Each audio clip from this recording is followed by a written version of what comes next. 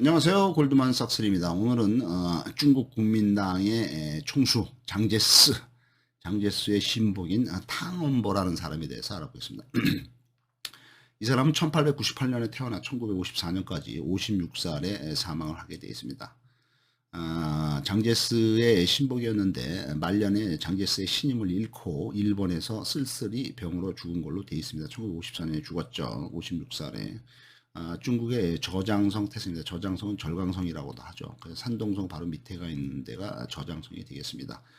1927년 29살 때 일본 육사의 포병과를 졸업을 합니다. 일본 육사를 졸업하죠. 중국 사람인데. 그다음에 이제 그 돌아온 이후에 장수성, 강소성, 그게 이제 산동반도 바로 밑이고, 그 밑에가 또 절강성, 저장성, 그 밑에가 이제 복건성, 푸젠성, 여기를 지배하는 그 북경 정부, 북양 정부의 지계군벌의 수장인 순찬팡 밑에서 근무를 하게 됩니다. 소령으로 근무를 하죠. 29살 때.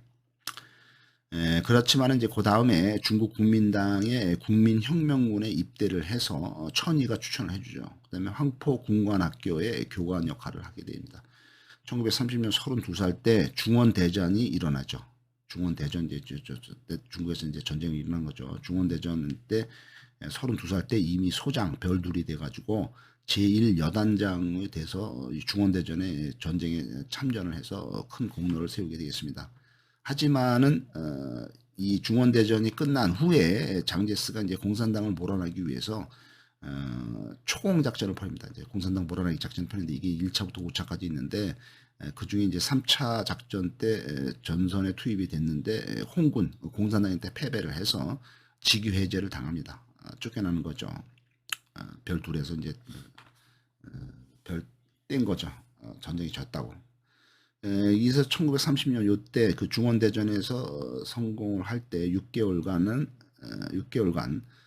연합군들이 반란을 일으키게 되면서 이때 그 1930년에 중원대전이 뭐냐 하면은 장제스가 1920년부터 1928년까지 북벌에 성공을 해서 중국을 이제 형식적으로나마 통일을 했지만은 아직도 그 군벌들의 그 반대 대항이 계속돼서 1930년 2년이 지난 후에 1930년에 이제 장제스의 군대하고 장제스를 지원하는 그 동북군벌, 만주군벌, 동청군벌, 장쉐량, 장제스하고 장쉐량하고 같은 편을 먹고 나머지 군벌들하고 싸우죠. 나머지 군벌 연합군들이 누구냐 하면은 서북군벌인 펑이샹 여기를 이제 그 풍계라고 부릅니다. 그다음에 이제 그 중원군벌 그러니까 그 화북지방에 있던 그 중원군벌의 옌시산을 염계라고 부르고 그다음에 이제 보다 좀 남쪽에 있던 그 리중런을 개계라고 부르고 그다음에 이제 바이충시 그다음에 이제 왕징웨이 개조파죠. 그다음에 이제 쪼우루 쉐츠 뭐 이런 그 중국 각지에 있던 군벌들 연합군하고 장제스하고 이제 맞붙게 되는 거죠. 하지만은 결국에는 이 1930년에 중원 전쟁에서도 장제스가 승리를 하면서 중국 내 패권을 공고히 하게 되겠습니다. 이 중원 전쟁을 장염풍 대전이라고도 부릅니다. 그러니까 장제스를 딴 장, 그다음에 염풍, 염은 염계 이거 막강했나 보죠. 그 염계가 이제 옌시산, 산둥만도 쪽에 옌시산, 그다음에 이제 연풍대전, 장연풍대전, 풍은 이제 풍계는 이제 펑위상은 이제 서북군벌 이렇게 되겠습니다.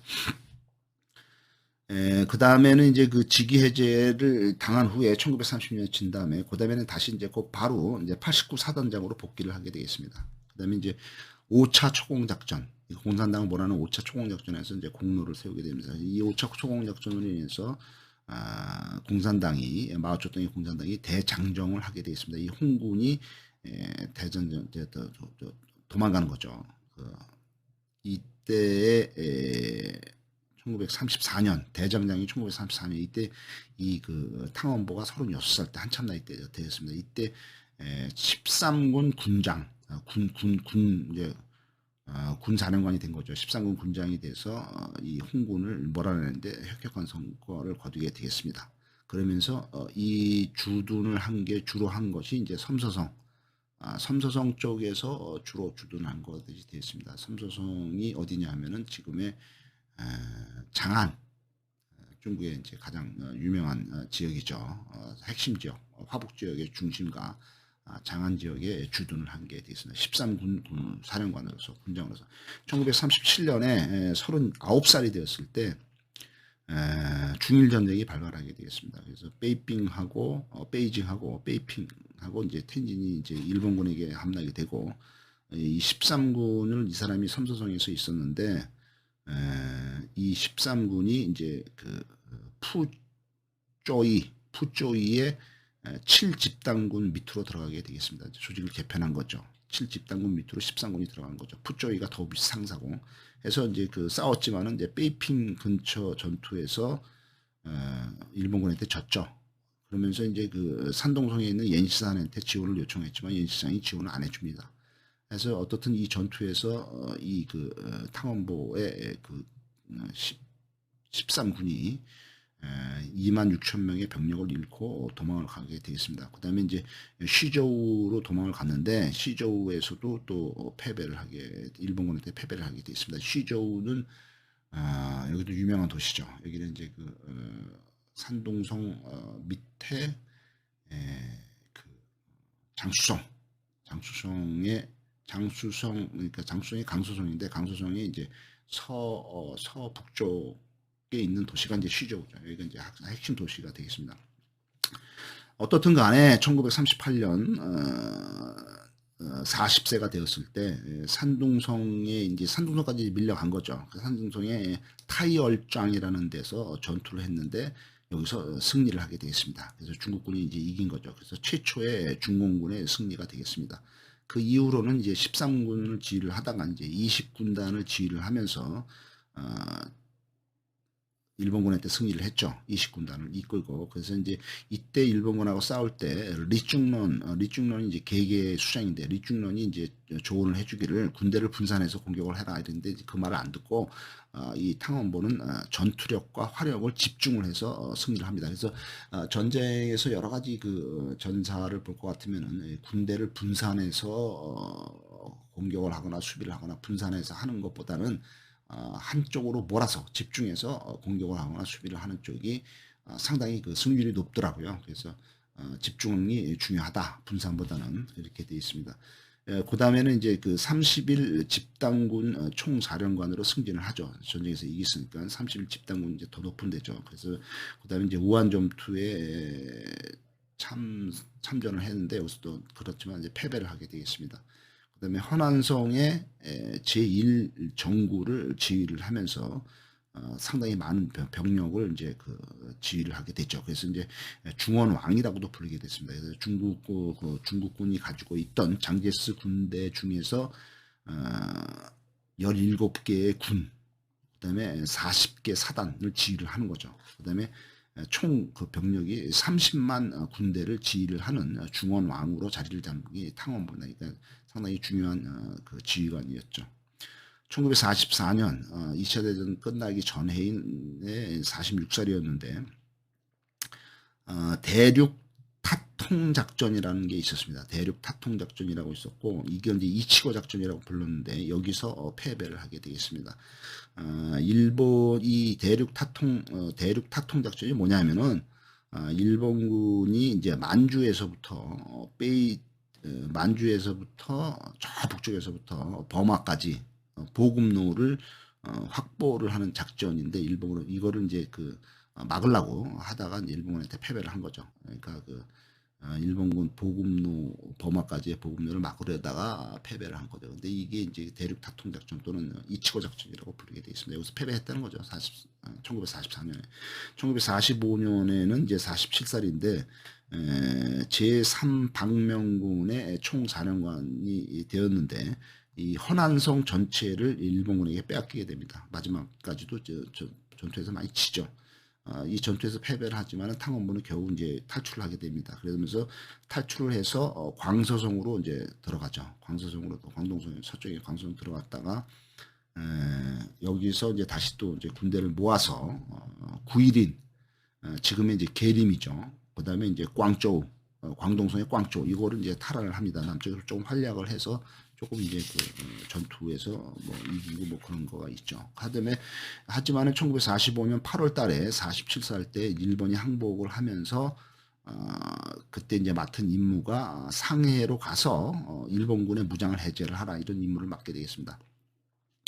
1946년 48살이 되었을 때 국共내전이 다시 재개가 돼서 국민당하고 공산당하고 다시 싸우게 됩니다. 그래서 이때 이제 40만 대군, 국민당의 40만 대군을 이끌고 산동성에 있던 홍군, 인민해방군을 공격을 하지만은 패배를 하게 됩니다. 국민당이 지죠. 1947년 49살이 되었을 때 천이의 인민, 그러니까 공산당 홍군의 천이라는 장군이 있는데 천이의 해방군, 인민해방군 제3야전군, 제4야전군은 이제 저기죠. 반란을 일으켰던 림바오가 이제 제4야전군, 이제 만주 지역에서 이제 승승장구하던 게 이제 림바오의 제4야전군이고, 산둥반도에는 그 천이의 공산당의 그 제3야전군 20만 명이 있었는데 이거를 이 그 탕원보에 40만 명이 공격을 했지만은 포위를 했지만은 결국에는 국민당 군대 내의 내부 분열과 작전 미스로 인해서 대참패를 하게 됩니다. 이제 여기서 많이 40만 대군 다 잃죠. 그 홍군은 20만 명 반밖에 안 되는데 여기 이제 진 거죠. 그래서 장제스가 승진이 나서 직위 해제가 또 됩니다. 그래서 1948년에 50살 때 이제 다시 복귀를 해서 쉬저우 전투에 또 참여를 하지만 여기서 또 칩니다.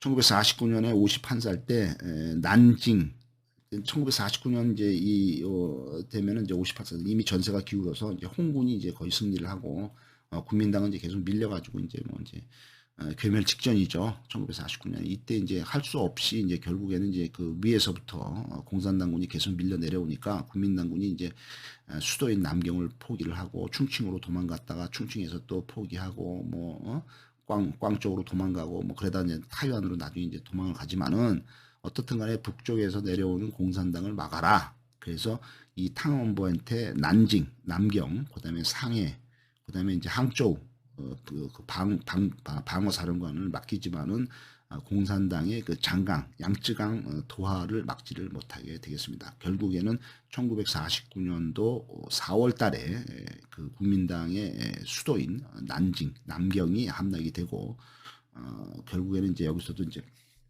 함락이 되니까 이제 도망가야죠. 밑으로 또 내려가서 그 밑에 있는 푸젠성, 복건성의 방위사령관으로 임명이 되었지만 여기서도 또 복건성의 그 주도인 샤먼이 그 공산당에 대해 함락이 됩니다. 그래서 결국에는 그 샤먼 그 앞에 있는 그 타이완하고 그 사이에 있는 그 진먼섬으로 도망을 가게 됩니다. 진먼섬은 이제 지키죠. 결국에는 이제 그 섬이니까.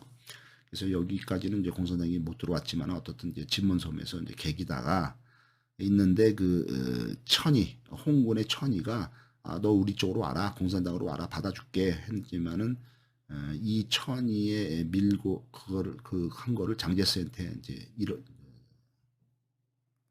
고발합니다. 밀고를 해서 결국에는 1950년에 천이는 이제 반역 혐의로 장제스한테 이제 처형을 당하고 이 그 국민당 정부가 이제 대만으로 갈 때 따라간 거죠. 1950년 초에.